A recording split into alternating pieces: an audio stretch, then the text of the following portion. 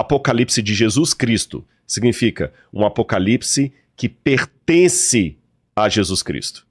Um apocalipse dele, tá certo? Apocalipse de Jesus Cristo. Apocalipse sobre Jesus Cristo. Apocalipse sobre Jesus Cristo. E a terceira maneira é o próprio título, o Apocalipse de Jesus Cristo, ou seja, que Deus deu para mostrar aos servos as coisas que em breve deverão acontecer. Agora que a gente aprendeu o sentido da palavra Apocalipse, de onde que veio essa ideia de escrever de maneira tão complicada assim? Porque parece um paradoxo. Ao mesmo tempo que eu estou falando com vocês aqui, que Apocalipse significa algo que está revelado às claras, parece que em toda a Bíblia o lugar que Deus é menos didático é no Apocalipse, porque é complicado de entender, né? Por que disso? Eu vou explicar a vocês. Na Bíblia tem profecias. E as profecias, o profeta era chamado às vezes para denunciar um rei. Como, por exemplo, o profeta Samuel, que chegou lá e denunciou Saul, o rei de Israel. O profeta colocava o dedo na cara do rei e falava, você está errado.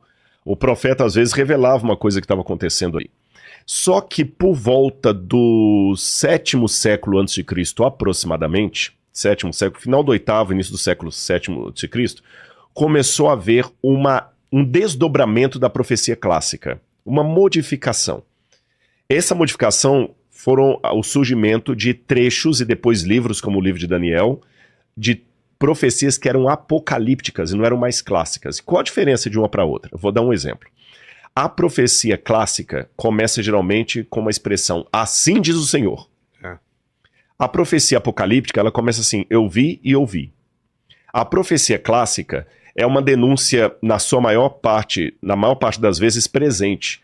É o profeta que chega até o rei e fala, rei, você está em adultério. Como João Batista chegou para Herodes e falou, você está em adultério, você está pegando a esposa do seu irmão. É uma profecia clássica, eu estou te denunciando uma coisa de agora. O Apocalipse, ele fala mais de coisas que vão acontecer no futuro, ou dali até o futuro. A profecia clássica, ela é direta. A apocalíptica, ela é codificada. Fala através de parábolas. A profecia clássica geralmente é escrita em prosa. A apocalíptica é escrita em poesia. E por que essa profecia apocalíptica se tornou necessária, diferente da clássica? Porque você tinha reinos que estavam dominando Israel. Assíria, Babilônia, Pérsia, Grécia, Roma. E eles agora tinham que denunciar poderes opressores de maneira camuflada. Como eram as músicas do Brasil na época da ditadura. Que tinha que falar nas entrelinhas, né? Do governo, sem o governo perceber. Então, por exemplo, afasta pai, de mim, afasta de mim esse cálice, pai, afasta de mim esse cálice de vinho tinto de sangue. A gente pensa que está falando do Jesus lá no... Não, o autor foi muito perspicaz, porque ali, na verdade, ele não está falando de Jesus com o cálice, é cálice shut up, é o verbo, é o imperativo. Você está proibido de falar. Proibido de falar.